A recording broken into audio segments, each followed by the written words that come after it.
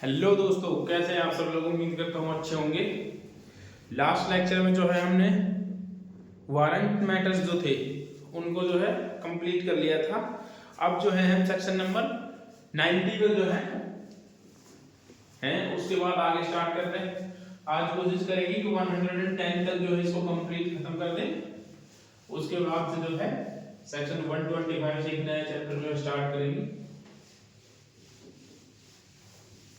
उसके बीच के जो है होते हैं वो इतने इंपॉर्टेंट नहीं है, उनको चाहे तो आप जो है एक बार खुद सेल्फ रीड करके भी जो है कर सकते हो, क्योंकि वो इतने एग्जाम में पूछे भी नहीं जाते हैं। कभी कभी जो होता है प्रीलिम्स में ही जो है पूछ लिया जाता है कोई एक आध दो नंबर से, बाकी इतना कुछ आता नहीं है उसमें से।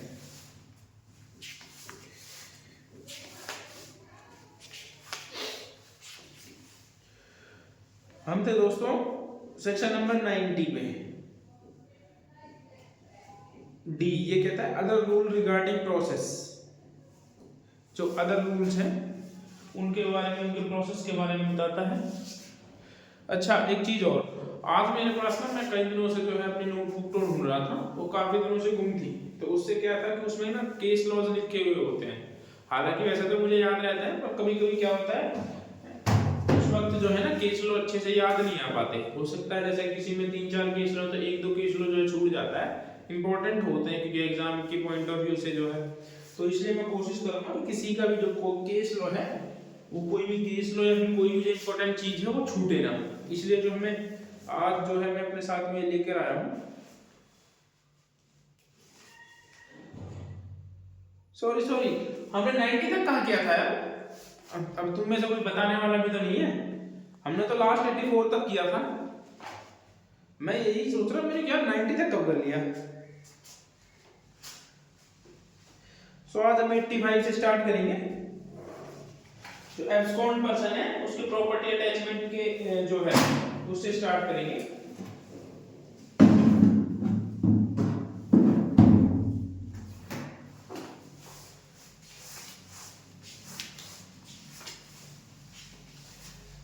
Attachment of property of person absconding. फरार व्यक्ति की संपत्ति की कुर्की के बारे में ये बात करता है कि उसकी प्रॉपर्टी की कुर्की कब की जा सकती है। फर्स्ट कहता है the court issuing proclamation under section 84 may reason to be recorded in writing at any time after the issuance of proclamation order the attachment of any property movable removable both belonging to the proclaimed person। अच्छा, ये क्या कहता है, court जो है ना वो जब कोर्ट 84 में जो है प्रोक्लेमेशन जो है इशू करती है राइटिंग में जो है, यदि कोर्ट जो है राइटिंग में रीजन रिकॉर्ड करके कोर्ट जो है किसी भी समय जो है या फिर प्रोक्लेमेशन के पहले या प्रोक्लेमेशन के बाद कोर्ट को ये विश्वास है कि वो भाग रहा है या कोर्ट में अपीयर नहीं हो रहा है, तो कोर्ट क्या करेगी, उस प्रोक्लेम्ड पर्सन की जो है ना प्रॉपर्टी को अटैच कर देगी। अब वो क्या कर सकती है, आफ्टर द इशू भी कर सकती है और उससे बात भी कर सकती है। सो 85 ये कहता है कि एब्सकॉन्ड पर्सन की जो है, एब्सकॉन्ड पर्सन की यहाँ पे प्रॉपर्टी अटैच की बात कर रहा है, प्रॉपर्टी अटैचमेंट की। मैंने एब्सकॉन्ड पर्सन की प्रॉपर्टी अटैचमेंट की बात करता है। इसका फर्स्ट पॉइंट कहता है कि कोर्ट जो है जो सेक्शन 84 में जो है प्रोक्लेमेशन कर दिया, ठीक है, उसके बाद जो है ना कोर्ट रीजन को राइटिंग में रिकॉर्ड कर करके, रीजन जो है राइटिंग में रिकॉर्ड करके आफ्टर फ्रेमिंग ऑफ इश्यू या बाद में,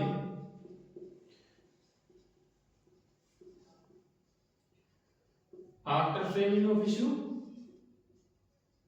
उससे पहले या बाद में जो है कोर्ट जो ठीक समझती है, कोर्ट को ऐसा लगता है कि व्यक्ति नहीं है तो क्या करेगा, कोर्ट उसकी मूवेबल या इमूवेबल प्रॉपर्टी जो होगी,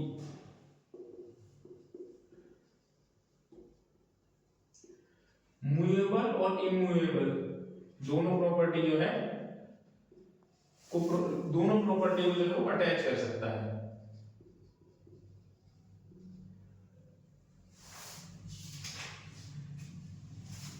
और ये प्रॉपर्टी उसी की होनी चाहिए, बट किसकी, प्रोक्लेम्ड पर्सन की, प्रोक्लेम्ड पर्सन। अच्छा, इसी चीज के ऊपर ना एक सेक्शन नया जोड़ा गया है, इसमें सेक्शन नंबर 86। अब पहले क्या होता था, ये 86 कहता है कि जो आइडेंटिफिकेशन की बात करता है अटैचमेंट ऑफ प्रॉपर्टी की, तो अभी के मतलब इन नए लॉज से पहले क्या होता था, पुराने वाले लॉज में प्रोविजन तो था नहीं आइडेंटिफिकेशन का, तो क्या करता था, कोर्ट जो किसी पर्सन की प्रॉपर्टी को अटैच कर देती थी, ऑर्डर दे देती थी। अब उसमें क्या होता था कि उसमें जो है वो किसी की जॉइंट प्रॉपर्टी भी होती थी या फिर वो किसी अदर की प्रॉपर्टी भी निकलती, तो उसमें ना जो केसेस थे वो और ज्यादा बढ़ जाते थे इस वजह से। तो इस वजह से जो है इसमें सेक्शन नंबर 86 को जो है नया ऐड कर दिया। इसमें ये कह दिया गया कि जब भी किसी पर्सन की, जो प्रोग्राम्ड पर्सन की कोई प्रॉपर्टी अटैच होगी, तो उसके लिए पहले ये जरूरी है कि उसकी आइडेंटिफिकेशन कर ली जाए। ये सेक्शन 86 में बताता है। उसके बाद आगे करते हैं, इसमें प्रोविजन कहता है provided that when at the time of the issue of the proclamation if the court satisfied by affidavit or otherwise that the person is relation to whom the proclamation is to be issued.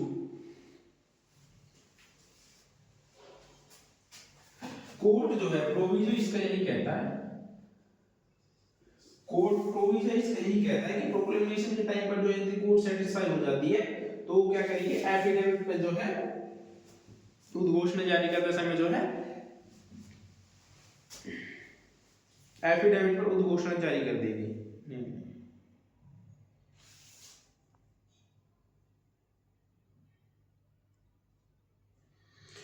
is about to dispose the whole of the any part of the property। अच्छा, ये कुछ नहीं कहता, ये मेरे लिए यही कहता है कि कोर्ट चाहे तो क्या कर सकती है, कंप्लीट प्रॉपर्टी को या फिर उसके किसी पार्ट को या एनी पार्ट को। जरूरी नहीं कोर्ट जो सारी प्रॉपर्टी को जो है अटैच करे, इसके लिए कोर्ट जो होगी वो ये भी देख सकते हैं, चाहे तो कंप्लीट प्रॉपर्टी को या फिर जो है किसी पार्ट को, जो प्रॉपर्टी का पार्ट है उसको भी जो है सीज कर सकती है। अब ये कहता है कि कोर्ट को यदि ये बिलीव हो जाता है ना,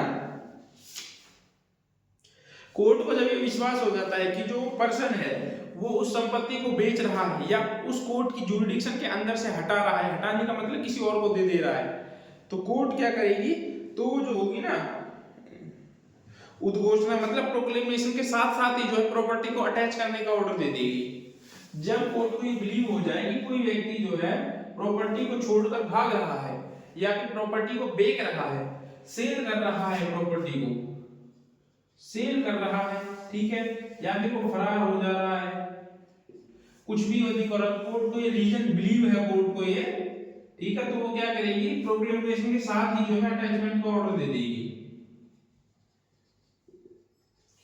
प्रोक्लेमेशन के साथ अटैचमेंट कर देगी।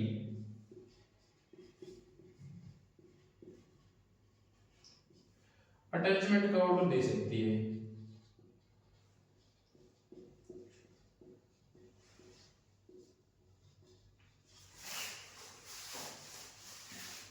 मैं हिंदी और इंग्लिश दोनों में लिख देता हूँ। इसमें क्या है कि जैसा आदत ऐसी हो चुकी है ना कि मुझे एक लैंग्वेज में लिखने की आदत ही नहीं है, तो जैसा मुझे ठीक लगता है मैं वैसा लिख देता हूँ। चलो कोशिश करेंगे इसको आगे ठीक करने की, इंग्लिश में लिखेंगे।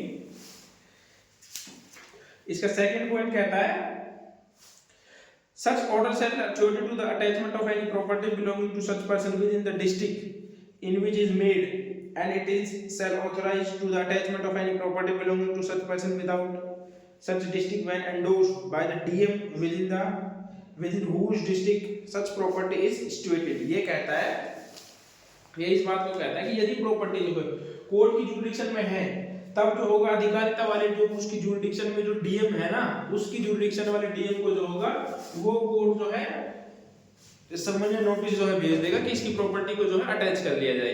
और यदि वो बाहर है तो बाहर के डीएम को भी जिसकी जुरिडिक्शन में प्रॉपर्टी है उसको भेज देगा उसकी प्रॉपर्टी को अटैच करने के लिए। उसके बाद थर्ड कहता है if the property ordered to be attached is a debt or other movable property, the attachment under by this section shall be made।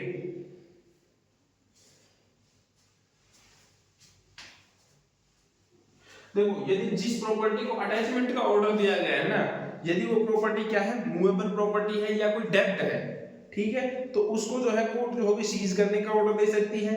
ठीक है, सीज मतलब कुर्की तरीके या अभिग्रहण सीज करने का बाय अपॉइंटमेंट ऑफ रिसीवर, उसके लिए रिसीवर भी अपॉइंटमेंट कर सकती है।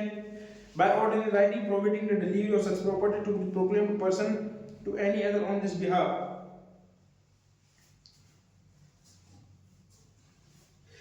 ये कहती है कि उद्घोषित व्यक्ति को, किसी उद्घोषित पर्सन को या किसी अन्य व्यक्ति को जो है उस संपत्ति को जो है देने के लिए जो है ना देने के लिए रिटर्न ऑर्डर कर सकती है court. By all or any two or such methods as the court think fit. या फिर अन्य किसी रीति से जो कोर्ट जो है प्रॉपर जो है उचित समझे इस चीज को, वो जो है नोटिस इशू कर सकती है इसके लिए. उसके बाद फोर्थ कहता है इसका,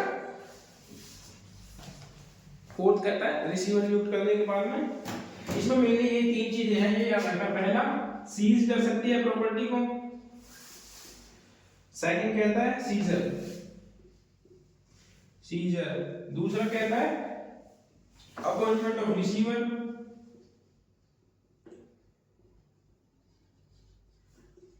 अपॉइंटमेंट ऑफ रिसीवर. उसके बाद कहता है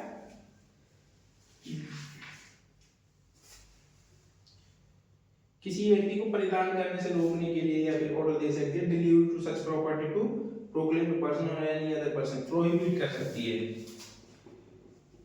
रोकने के लिए. Prohibit, prohibit to deliver property और property to the proclaimed person, property to proclaimed person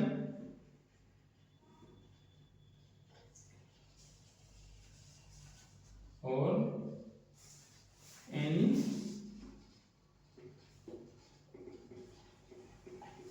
any other person.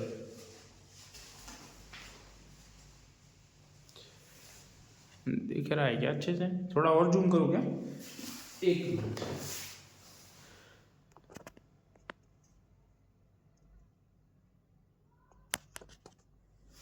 अब ठीक है थोड़ा.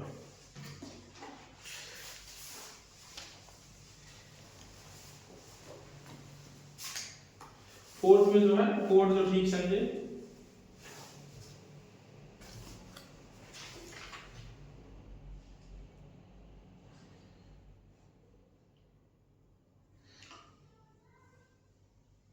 बाकी इसमें कुछ ऐसा है नहीं. The property order to be attached is immovable and attachment under this section shall be in the case of land paying revenue of the state government. Fourth ये कहता है कि जहां कोई इम्यूवेबल प्रॉपर्टी है उसको कुर्क करने का जो आदेश दिया है ना, तो उस कुर्की का जो लाभ है वो स्टेट गवर्नमेंट के पास चला जाएगा. फोर्थ ये कहता है यदि जहां इम्यूवेबल प्रॉपर्टी है, इम्यूवेबल प्रॉपर्टी है, वहां अटैचमेंट का ऑर्डर दिया है, तो जो इसकी कुर्की का जो रेवेन्यू होगा ना स्टेट गवर्नमेंट के पास चला जाएगा. ये कहता है सेक्शन नंबर 4.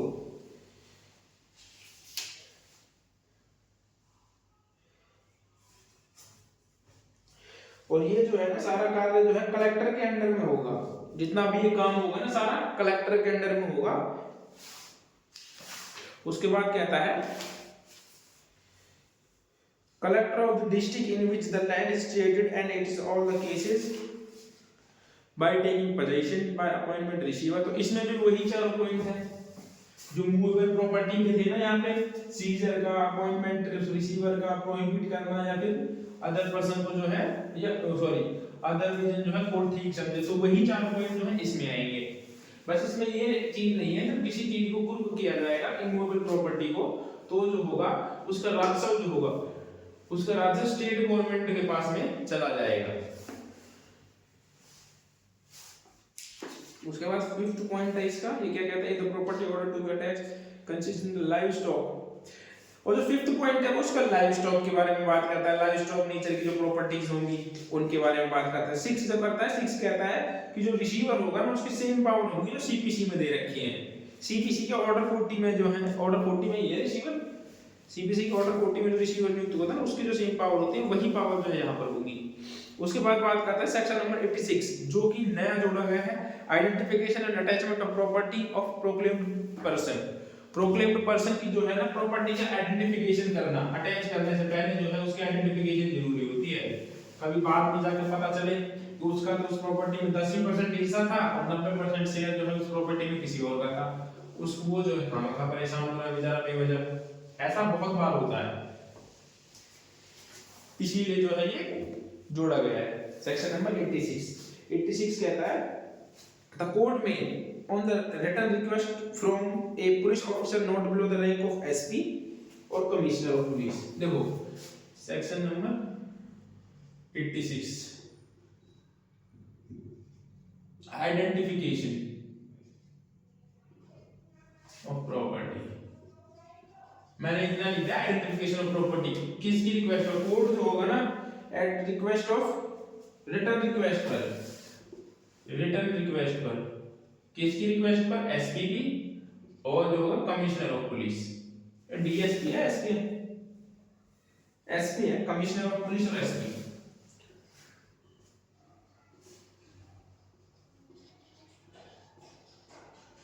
इनकी रिक्वेस्ट पर जो है कोर्ट जो होगा,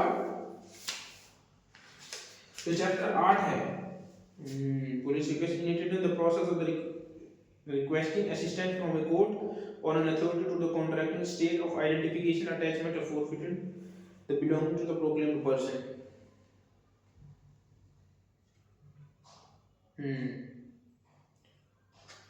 इनकी रिक्वेस्ट पर जो है, दोनों की रिक्वेस्ट पर, एसपी से कमिश्नर ऑफ पुलिस की रिक्वेस्ट पर जो है उस प्रॉपर्टी को अटैच करने से पहले जो है उसकी एक बार ये पता कर लिया जाएगा कि वो प्रॉपर्टी जो है उसी व्यक्ति की है या किसी अदर पर्सन की है, तो उसकी आइडेंटिफिकेशन कर ली जाएगी इन दोनों की रिटर्न रिक्वेस्ट पर। ठीक है, इसमें बाकी कुछ भी नहीं है। उसके बाद बात करते हैं section number 87 claim and objection to attachment. अब देखो सेक्शन नंबर 87 ये क्या कहता है, इसको जो है मैं आपको विदाउट बुक के लिए बता सकता हूं और आई थिंक विदाउट बुक के लिए जो है इजीली ये हो सकता है। देखो किसी प्रॉपर्टी, जैसे मान लीजिए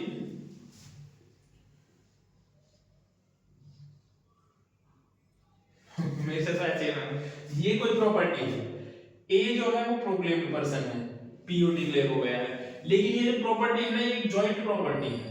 ठीक है, जॉइंट प्रॉपर्टी है ये, ठीक है, ये ए और बी की प्रॉपर्टी है, या मान लो इसमें 50-50% शेयर है। ठीक है, तो अब कोर्ट, ये तो ए जो है ये प्रोक्लेम्ड ऑफेंडर हो गया, पीओ डिक्लेयर हो गया कोर्ट से। अब कोर्ट ने क्या किया, कोर्ट ने जो है इसकी जो है ये प्रॉपर्टी थी इसको अटैच कर दिया, कोर्ट ने इसकी इस प्रॉपर्टी को अटैच करने का ऑर्डर दे दिया, ये प्रॉपर्टी जो है कंप्लीट अटैच कर दी गई। अब इस अटैचमेंट में जो है बी जो है बी पर्सन जो है वो बिना वजह जो है वो इसमें फंस गया। क्यों? क्योंकि उसका भी जो है इस प्रॉपर्टी में हिस्सा था। अब उसका इसमें हिस्सा था लेकिन ये प्रॉपर्टी अटैच कर दी, तो अब जो बी के पास राइट होगा ना, बी जो होगा, बी फर्स्ट ये कहता है कि अपनी अटैचमेंट ऑर्डर के 6 मंथ के अंदर जो है कोर्ट में जा सकता है, उस ऑर्डर के खिलाफ क्लेम या ऑब्जेक्शन फाइल कर सकता है, अपना जो भी उसका क्लेम है या ऑब्जेक्शन या क्लेम ये फाइल करेगा कि जनाब इसका तो जो है इसमें 50% शेयर है, 50% शेयर जो है इसमें मेरा है, तो जो है इसके सिर्फ 50% पार्ट को ही जो है अटैच किया जाए, कंप्लीट को नहीं। ये जो है इसके ऑब्जेक्शन हो सकते हैं 6 मंथ के अंदर जो है इसको ऑब्जेक्शन फाइल करना होगा अपना। उसके बाद बात करते हैं इसमें, और ये जो क्लेम या ऑब्जेक्शन जो फाइल करना है ना, उसी कोर्ट में फाइल करना पड़ेगा जिस कोर्ट ने अटैचमेंट का ऑर्डर दिया था। ये याद रखिएगा, ये क्वेश्चन आ जाता है कि कौन सी कोर्ट जो है, किस कोर्ट में जो क्लेम या ऑब्जेक्शन है वो फाइल किया जा सकता है, तो उसी कोर्ट में जो है अटैचमेंट फाइल होगा जिसमें ऑर्डर दिया गया है।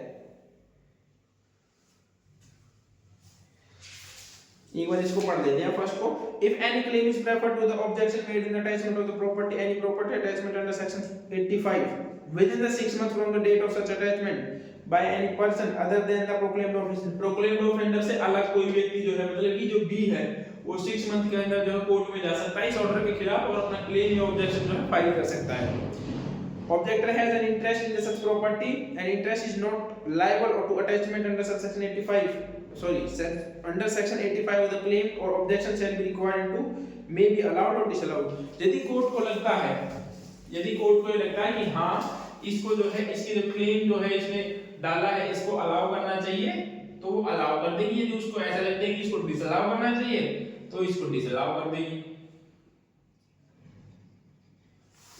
ये है इसमें, ये कहता है। उसके बाद में इसका सेकंड प्रोविजो है, ये कहता है provided that the claim preferred in the objection made within the period allowed in the subsection may in the event of death of the claimant और objector to be continue the legal representation. ये कहता है कि यदि ऑब्जेक्टर की जो है death हो गई, क्लेमेंट की जिसने क्लेम फाइल किया है, इसका प्रोविजो ये कहता है, प्रोविजो ये कहता है कि यदि क्लेमेंट की डेथ हो गई है तो उसके एलआर्स जो हैं, इसके एलआर्स जो है उस केस को रिप्रेजेंट कर सकेंगे। उसके बाद दूसरा कहता है claim objection under subsection 1 may be preferred in made in the court by which the order of attachment is issued. The claim or objection is respected the property attachment under order endorsed subsection 2 of 85 in the court of CJM or district in the which attachment is made.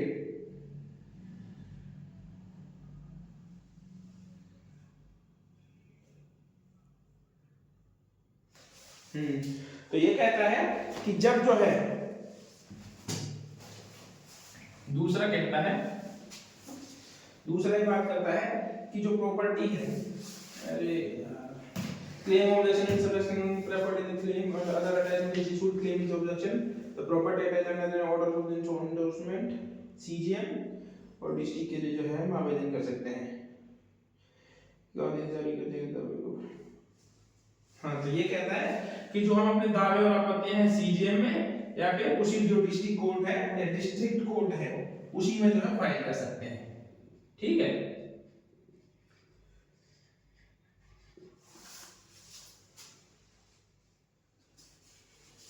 ये कहता है बस ये उस CGM court में या उसी district court में जिसने उस प्रोक्लेमेशन को जारी किया है, दोनों कोर्ट में जो है हम इसको फाइल कर सकते हैं, या तो उसमें जिसने इस अटैचमेंट के ऑर्डर को जारी किया है या फिर सीजीएम कोर्ट में।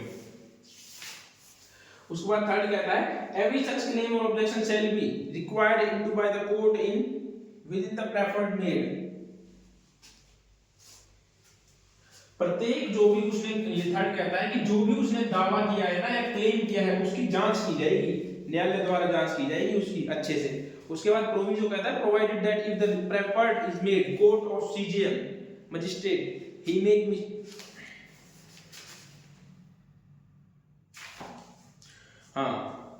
provided that if it is preferred or made in the court of CJM he make it over the disposal of any magistrate subordinate to him।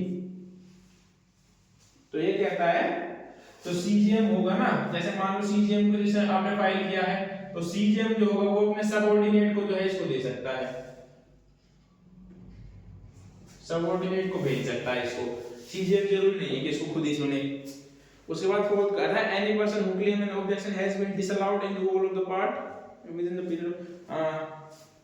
उसके बाद फोर्थ ये कहता है कि जैसे मान लीजिए आपने कोई क्लेम जो है सीजीएम कोर्ट में फाइल किया तो क्लेम रिजेक्ट होने की डेट से, याद रखिएगा क्लेम रिजेक्शन की डेट से, क्लेम रिजेक्शन डेट से 1 साल के अंदर जो है 1 ईयर के अंदर आपको जो है आप फ्रेश सूट जो है उसमें फाइल कर सकते हैं, 1 ईयर के अंदर जो है आप फ्रेश सूट फाइल कर सकते हैं। तो ये कहता है सेक्शन नंबर 87 के जो 4 पॉइंट्स हैं इनके बारे में।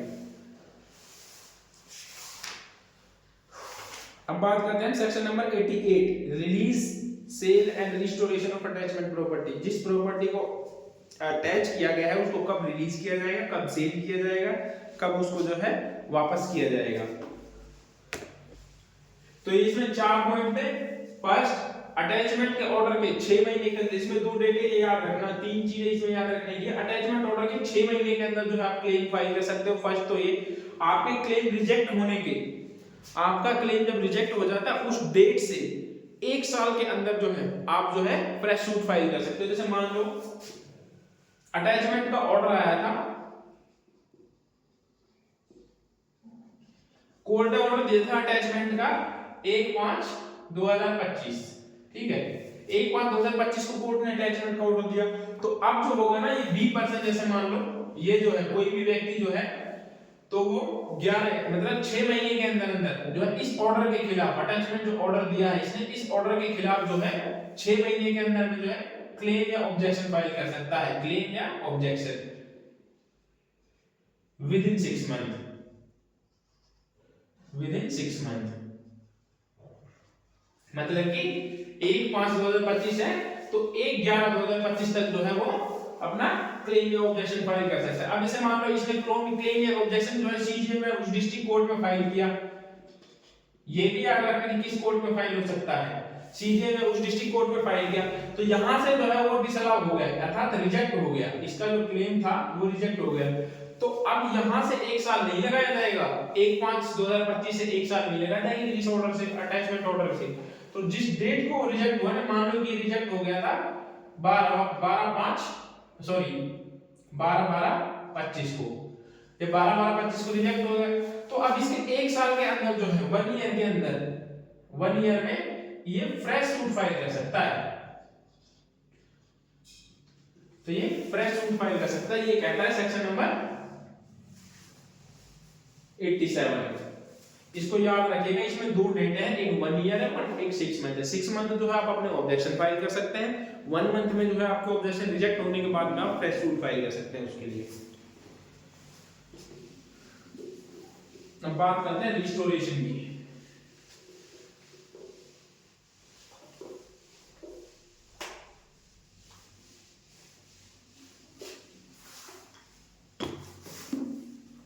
Release, sale and restoration of attachment property.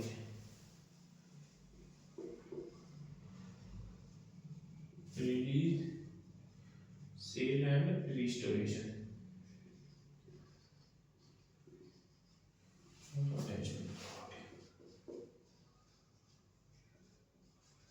जिस प्रॉपर्टी को अटैच किया गया है उसको कब रिलीज किया जाएगा, कब सेल किया जाएगा, कब रिस्टोरेशन किया जा सकता है। तो अब ये जो है इसमें भी कुछ 2-3 डेट्स हैं, वो जो है आपको याद रखनी पड़ेगी, प्री के हिसाब से जो है उसमें बहुत इंपॉर्टेंट हो जाता है ये। देखो कब जो है किसी व्यक्ति किसी प्रॉपर्टी को रिलीज किया जा सकता है, देखो रिलीज रिस्टोरेशन कब किसी प्रॉपर्टी को वापस कर देंगे। देखो जैसे कोर्ट ने जो है, मान लो कोर्ट को ऐसा बिलीव था कि जो है कोई व्यक्ति अपनी प्रॉपर्टी को बेचकर भाग रहा है, तो उसने प्रोक्लेमेशन के टाइम पे किसी व्यक्ति की प्रॉपर्टी जो है अटैच कर दी, लेकिन वो पर्सन जो है टाइम पर कोर्ट में अपीयर हो गया, टाइम पर अपीयर हो गया वो कोर्ट में, और अब यदि अब कोर्ट को लगता है कि हाँ ये आ गया है और आगे भी आएगा, तो उसकी प्रॉपर्टी को जो कोर्ट रिलीज का ऑर्डर दे देगी। यदि अटैचमेंट के, यदि प्रोक्लेमेशन के टाइम पे ही अटैच कर दी थी प्रॉपर्टी, तो उसके यदि वो टाइम पर कोर्ट में आ जाता है तो उसको रिलीज कर देगी कोर्ट। उसके बाद कहता है यदि वो 6 मंथ तक जो है अपीयर नहीं होता है, प्रोक्लेमेशन होने के बाद, प्रॉपर्टी अटैच होने के बाद जो 6 महीने तक अटैच नहीं अपीयर नहीं होता है, प्रेजेंट नहीं होता है, तो जो क्या करेगी स्टेट गवर्नमेंट के जब पास वो जब प्रॉपर्टी जाती है तो स्टेट गवर्नमेंट 6 मंथ तक वेट करने के बाद उस प्रॉपर्टी को सेल कर देगी। ठीक है, अब ये कहता है थर्ड कहता है, थर्ड मतलब मैं वैसे बता रहा हूँ शॉर्ट में, मैं आपको इसको समझा रहा हूँ कि इसमें ऐसा कुछ है नहीं, पढ़ेंगे तो आप भी समझ जाओगे। थर्ड इसका ये कहता है कि जैसे मान लो यदि कोई पीओ है वो विद इन 2 इयर्स के अंदर जो है वो कोर्ट में अपीयर हो जाता है और उसके पास एक सैटिस्फाइड रीजन है, उसके पास एक रीजन है और कोर्ट उससे सेटिस्फाई हो जाती है, तो कोर्ट जो है तब भी जो है उसकी प्रॉपर्टी को जो है वापस कर देगी, रिस्टोरेशन का ऑर्डर दे देगी कोर्ट उसकी। और यदि मान लीजिए उस टाइम तक जो है वो प्रॉपर्टी जो है स्टेट गवर्नमेंट ने सेल कर दी है, वो उसने सेल कर दी है, तो इसके जो है अब जितनी उसकी प्रॉपर्टी का अमाउंट बनता था उतने जो है पैसे उसको स्टेट गवर्नमेंट देगी, स्टेट गवर्नमेंट उसको पैसे देगी उतने जितने वो बनते थे, यदि स्टेट गवर्नमेंट ने वो बेच दी है तो। और यदि नहीं दी है, वो सेल नहीं हुई है, तो जो है प्रॉपर्टी उसको वापस लौटा दी जाएगी। तो ये याद रखना 2 साल के अंदर यदि वो आ जाता है और कोर्ट को सेटिस्फाई कर देता है, उसके पास प्रॉपर रीजन होता है कि मैं इस वजह से जो है अपीयर नहीं हो पाया, तो कोर्ट क्या करेगी, उस प्रॉपर्टी को रिस्टोरेशन का ऑर्डर दे देगी और जो है स्टेट गवर्नमेंट को, स्टेट गवर्नमेंट ने जो प्रॉपर्टी सेल कर दी है तो वो उसके पैसे दे देगी, यदि वो सेल नहीं की है तो जो है उसको वापस जो है वो प्रॉपर्टी दे देगी। ये बात करता है सेक्शन नंबर 87। आई थिंक यही था जो मैंने बताया, इसमें और क्या होगा। उसके बाद बात करते हैं section number 89, appeal for a order rejecting appellants of the restoration of attached property. ये अपील की बात करता है, जब रिस्टोरेशन के जो ऑर्डर था उसको रिजेक्ट कर देती है कोर्ट, तब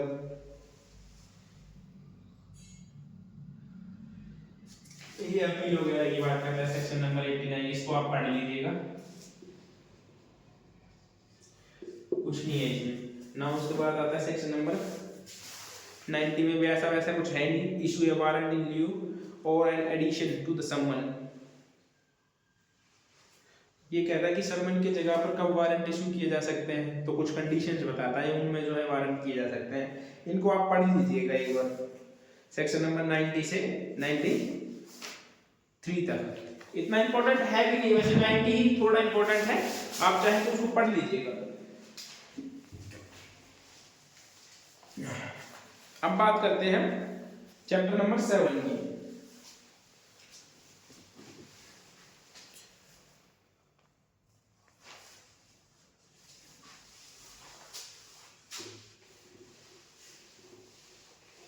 चैप्टर नंबर 7 को कल करेंगे, आज के लिए इतना ही छोड़ देते ना। आप अगर मेरी वीडियोस देखोगे ना प्रॉपर, तो जो है आपको समझ में आएगा अच्छे से।